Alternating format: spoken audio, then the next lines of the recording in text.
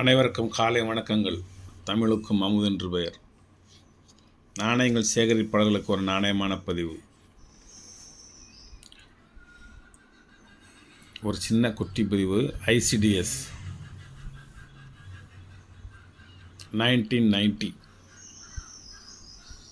ஒரு 20 காயின்ஸ் எடுத்து ப்ரிப்பேர் பண்ணேன் ஆல்பத்தில் வைக்கிறதுக்காக வேண்டி. அதை அப்படியே உங்கள்கிட்ட சொல்லிவிட்டு எடுத்து வச்சலான்னு பார்த்தேன். காயின்லாம் குட் கண்டிஷனாக இருக்கும். ரெண்டே மின்ட்டு தான், ஹைதராபாத்து அண்டு மும்பை. ரெண்டுமே ஸ்கேர் ஐட்டம். ஒரு வருஷத்துக்கு முந்தி. இப்போ ரேர் ஆகிருக்கலாம், இந்த வரக்கூடிய காலங்களில் ரேர் ஆகிருக்கலாம், விலை கூடும். ஹைதராபாத்து மின்ட்டு ஒரு காயின் 300 மும்பை மின்ட்டு 150 ரூபா. இது ரெண்டு காயினும் சேர்ந்து 450 ரூபா. நம்ம கொடுக்குறது ரெண்டுமே சேர்ந்து 200 தான். இந்த நாணயம் உங்களோட கலெக்ஷனில் இல்லாதவங்க நீங்கள் ரெண்டு வாங்கி, ரெண்டு மின்ட்டு ஒன்று வாங்கி உங்களோட ஆல்பத்தில் வச்சுக்கோங்க. இதான் அந்த 15th year of ICDS coin. ரெண்டே மின்ட்டு தான். 1990 உள்ளது. Copper nickel 6 gram 26 mm circular type. இது பாம்பே ஸ்கேரு 100 ரூபா, ஹைதராபாத்து ஸ்கேரு 300 ரூபா. இது ஒரு வருஷத்துக்கு முந்தி புத்தகத்தில் போட்ட ரேட். இது தற்போது நீங்கள் வலைத்தளத்துக்கு போனீங்கன்னா இதனோட ரேட் ரொம்ப அதிகம். நான் கொடுக்குறது வெறும் 100 ரூபாய்க்கு ரெண்டு மின்ட்டு கொடுப்பேன். ஹைதராபாத்தும் மும்பை ரெண்டும் சேர்ந்து வெறும் 200 ரூபா தான். ஒரு 20 நாணயங்கள் கையில் இருக்குது. நான் ஒவ்வொரு கமாமினிட்டிஸுமே 20 காயின்ஸ் நான் வச்சுருப்பேன் எல்லாத்துலேயுமே. இன்றைக்கி நான் இதை ப்ரிப்பேர் பண்ணி நான் என்னுடைய ஆல்பத்தில் வைக்க போகிறேன். உங்கள் யாருக்கும் வேணும்னா மும்பையில் ஒரு மின்ட்டில் ஒரு காயின், ஹைதராபாத்து மின்ட்டில் ஒரு காயின் வெறும் 100 ரூபாய்க்கு வாங்கி உங்களுடைய ஆல்பத்தில் வச்சுக்கோங்க. நன்றி நன்றி நன்றி. சப்ஸ்கிரைப் பண்ணுங்கள், ஷேர் பண்ணுங்கள், லைக் பண்ணுங்கள், கமெண்ட் பண்ணுங்கள். அது எப்பவும் சொல்லக்கூடியதை சொல்லணும்ல. அப்புறம் நேற்று இந்த கட்சி வழங்கும் பெருமாள் அப்படின்னு ஒரு நாணயம் வெளியிட்டேன். Cross fish. அது சம்மந்தமாக இன்றைக்கி ஒரு நண்பர் அதை என்கிட்ட கேட்டார். நான் விலை சொன்னேன். ரூபா உடனே போட்டு விடுதேன், எனக்கு அனுப்பிச்சி விடுங்க அப்படின்னு சொன்னார். நான் கொஞ்சம் பொறுங்க, என்னுடைய கலெக்ஷனில் அது கொஞ்சம் ரேராக கிடச்சிருக்கு, நான் அது சம்மந்தமாக நான் இன்னும் கொஞ்சம் படிச்சுக்கிறேன், கொஞ்சம் ஹிஸ்ட்ரியை பற்றி தெரிஞ்சுக்கிறேன், அது இருக்கட்டும் அப்படின்னு சொன்னேன். அவர் சரி சார் அதை ஒத்துக்கிட்டார். அப்போ அதனுடைய வரலாறை என்னோட ஷேர் பண்ணார். கழுதையை ஏறு பூட்டி உழுத மன்னர்கள் அவங்க. கழுதையை சுந்தரபாண்டியன், மாரவர்மன் சுந்தரபாண்டியன் அல்லது ஜடாவர்மன் சுந்தரபாண்டியன். அப்போ எல்லாத்துக்கும் சுந்தரபாண்டியன் பேர் நிறையா வரும். அமர் ராஜராஜ சோழன், 2ஆம் ராஜராஜ சோழன், 3ஆம் ராஜராஜ சோழன்லாம் உண்டு. அமர் ராஜேந்திர சோழன், 2ஆம் ராஜேந்திர சோழன், 3ஆம் ராஜேந்திர சோழன்லாம் உண்டு. இந்த சுந்தரபாண்டியனுக்கும் சோழ மன்னர்களுக்கும் சண்டை. இந்த சண்டையில் தஞ்சையை பாண்டிய மன்னர்கள் வென்று விட்டார்கள். வரலாறு பாருங்கள். தஞ்சைனா சோழ பேரரசை பாண்டிய மன்னர்கள் வென்று விட்டார்கள். சரி, இந்த கதையெல்லாம் நமக்கு இந்த நாணயங்கள் மூலமாக தான் தெரிய வருது. இல்லைன்னா பாண்டிய மன்னர்கள்லாம் தோத்துட்டாங்க, அண்ணன் தம்பிக்குள்ளே சண்டை விட்டாங்க, அப்படி தான் நம்ம பேசியிருக்கோம், படிச்சிருக்கோம், எல்லாம் செஞ்சுருக்கோம். சோழ பேரரசு, அந்த பேரரசின் மன்னன் 3ஆம் ராஜேந்திர சோழன். அவரை இந்த மாரவர்மன் சுந்தரபாண்டியன்கிறவர் போரில் வெற்றி பெற்றார் அப்படிங்கிற ஒரு பேச்சை இப்போ நம்ம கேள்விப்படுறோம். போரில் வெற்றி பெற்று தஞ்சை மாநகரத்துக்குள்ள நுழைஞ்சு எல்லா கோட்டையும் கொத்தளங்களையும் இடித்து நொறுக்கி கொண்டு செல்கிறார். யார்? பாண்டிய மன்னன். அவ்வாறு செல்லும் பொழுது பழையாறை அப்படிங்கிற ஒரு கிராமம், ஒரு ஊர், பழையாறை அப்படிங்கிற ஒரு ஊர். அந்த ஊரில் கரிகால் சோழனால் கட்டப்பட்ட ஒரு மண்டபம். அந்த மண்டபம் முழுக்கும் தமிழ் கல்வெட்டு எழுத்துக்கள். அப்பொழுது உரித்திரங்கண்ணனார் என்ற ஒரு புலவர், பட்டினப்பாலை எழுதியவர். வரலாறு பாருங்கள் எப்படி வருதுன்னு. நான் பட்டினப்பாலை பற்றி படிச்சிருக்கேன். ஆனால் நான் நிறைய சங்ககால இலக்கிய நூல்கள் நிறையா எனக்கு ஓரளவு தெரியும். ஏன்னா களவையும் கற்றுமரங்கிற மாதிரி அதையும் கொஞ்சம் நான் படித்தேன். உருத்திரங்கண்ணனார் எழுதிய நூல்களும் தெரியும். பட்டினப்பாலை, அதுக்கு அடுத்தது மலைபடுகடம் அல்லது கூத்தராற்றுப்படை. இந்த பட்டினப்பாலைங்கிறது 10 பாட்டு 8 தொகை நூல்களில் 10 பாட்டில் வருது. திருமுருகாற்றுப்படை, பொருணராற்றுப்படை, பெருமானாற்றுப்படை, சிறுபானாற்றுப்படை, முல்லைப்பாட்டு, பட்டினப்பாலை. அதுக்கப்புறம் காஞ்சிப்பாடல், குறிஞ்சிப்பாடல், மலைபடுகடம் அல்லது கூத்தராற்றுப்படை அப்படின்னு அதில் ஒரு 10 வரும்னு வைங்க. அந்த 10ல் ஒன்று தான் இந்த பட்டினப்பாலை வருது. பட்டினைப்பாலை எழுதியவர் தான் உருத்திரங்கண்ணனார். உருத்திரங்கண்ணனார் வந்து மண்டபத்தில் சொல்கிறார், அது வந்து தமிழ் இலக்கியங்களை பற்றி நிறைய விஷயங்கள் எழுதின ஒரு மண்டபம், அதை இடிக்க வேண்டாம் அப்படிங்கிறாரு. அப்படின்னு சொல்லி அந்த மண்டபத்தை போய் பார்வையிட்டு கரிகால சோழனால் 2000 ஆண்டுகளுக்கு முன்பு கட்டப்பட்ட அந்த மண்டபத்தை, இந்த சம்பவம் நடந்தது 1270 அந்த சமயத்தில், 1270 சமயத்தில் அதை பார்வையிட்டு எல்லா பக்கமும் மாட மாளிகையெல்லாம் இடித்து கொண்டு வெற்றி முரசு கொட்டி கொண்டு வந்த அந்த பாண்டிய மண்ணை அந்த மண்டபத்தை மட்டும் இடிக்காமல் விட்டுட்டார். தமிழ் மொழி மீதின் உள்ள பற்றின் காரணமாக தமிழ் மொழி மட்டும் எழுதலைன்னா அந்த மண்டபத்தை இடிச்சிடுவார். இப்போ தமிழ் மொழிக்காக வேண்டி ஒரு மண்ணை அவன் மனசில் எந்த அளவுக்கு ஒரு மதிப்பும் மரியாதையும் வச்சுருக்காரு அப்படிங்கிறத ஒரு 800 ஆண்டுகளுக்கு முன்பு நடந்த ஒரு சம்பவங்கள்ந்து ஒரு சின்ன புள்ளி நாணயத்தை வச்சு உங்களுக்கு விசாரிக்கும். ஒரு சின்ன குட்டி நாணயம் வந்து உங்களுக்கு வந்து அதை காட்டுது. இரட்டை மீன்கள் உருவம் பொறிக்கப்பட்ட ஒரு நாணயம். அதுக்கப்புறம் அந்த மண்டபம் கிட்டோம்லாம் எல்லாம் இடிச்சுட்டு போகிறாங்களா, அந்த சமயம் அந்த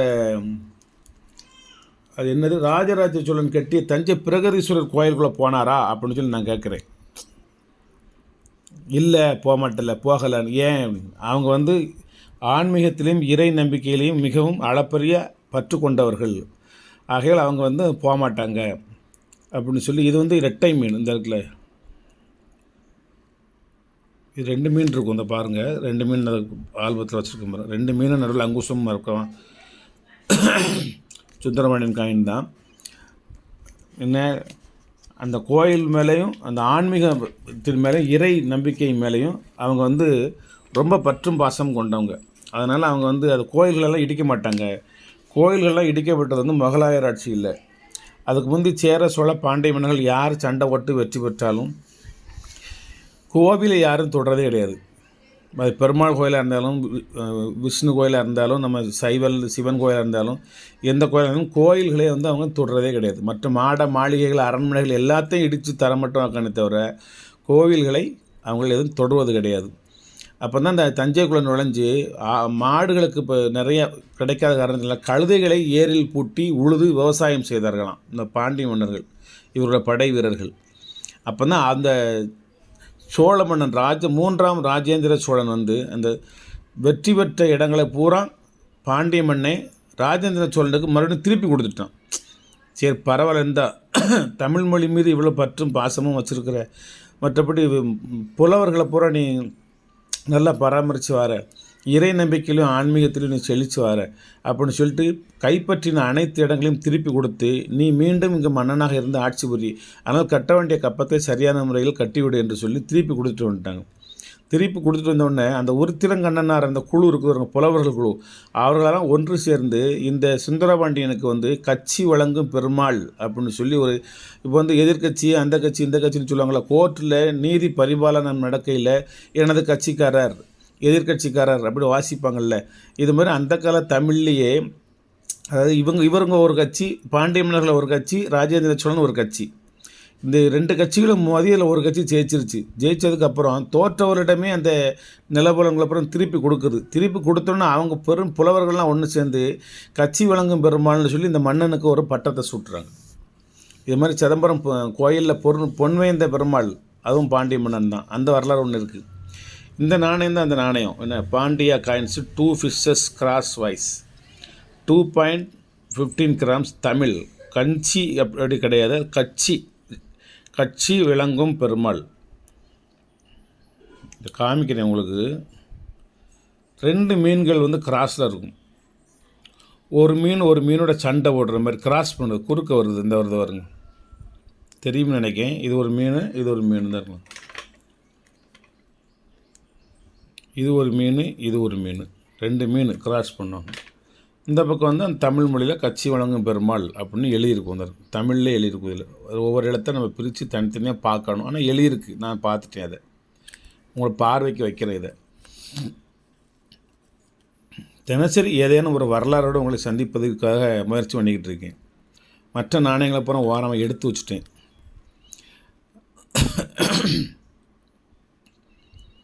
அதுபோக நான் ஒரு பெரிய ஒரு நாணய சேகரிப்பாளர் குழுவில் இருக்கிறனால அதில் லெஜெண்ட்ஸ் ஃபுல்லாக அந்த ரேர் காயின்ஸுகளை பூரா நிறைய டெய்லி பதிவிடுவாங்க.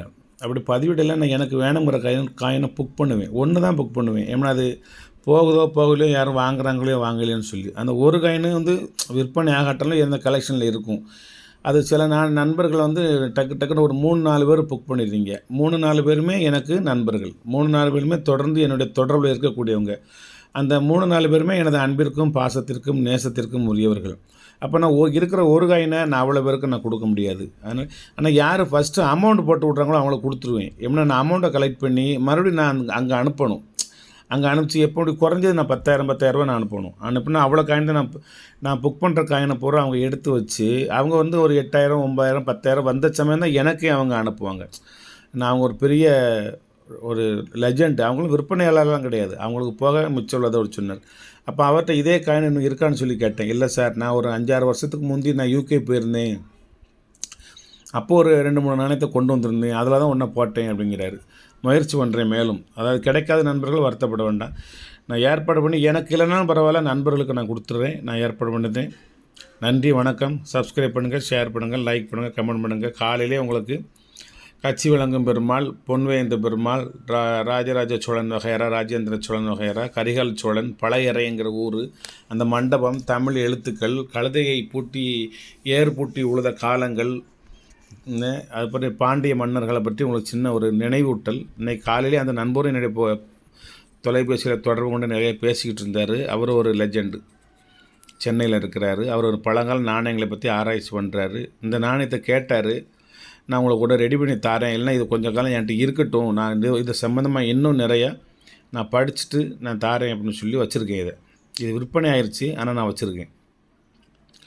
பணம் வாங்காத வரைக்கும் இது என்னுடைய நாணயம். பணம் வாங்கிட்டோம்னா இது என் நண்பருடைய நாணயமாக ஆயிரும். பணம் போட்டு விட தான் சொன்னார். நான் தான் கொஞ்சம் பொறுங்க சார், இது சம்மந்தமாக இந்த நாணயத்தின் மூலமாக நான் சில வரலாறுகளை தெரிந்து கொள்கின்றேன். நான் இன்றைக்கி 1000 2000 நான் இன்றைக்கெல்லாம் நாளைக்கு சம்பாத்தியம் பண்ணிடுவேன். இந்த வரலாறை வந்து நான் இன்று இந்த நாணயத்தின் மூலம் அறிய முடியவில்லை என்றால் இனி ஒரு காலமும் நான் அறியப் போவதில்லை. இது வந்து ஒரு ஆராய்ச்சிக்குரிய ஒரு நாணயம், ஆராய்ச்சிக்குரிய ஒரு பட்டம், ஆராய்ச்சிக்குரிய ஒரு வரலாறு. இந்த வரலாறு எனக்கு தெரிந்ததுக்கு மிக்க நன்றி. மீண்டும் இந்த வரலாறை இன்னும் நன்கு தெளிவுபட நான் எடுத்து ஒரு குறிப்பு எடுத்து மீண்டும் மக்களின் பதிவிற்கு வைக்கின்றேன். நாணயங்கள் வாங்குகிறீர்களோ இல்லையோ, அந்த வரலாறை உங்களது மனதில் ஏற்றிக்கொள்ளுங்கள். அதன் மூலமாக சந்தோஷம் அடையுங்கள். நன்றி.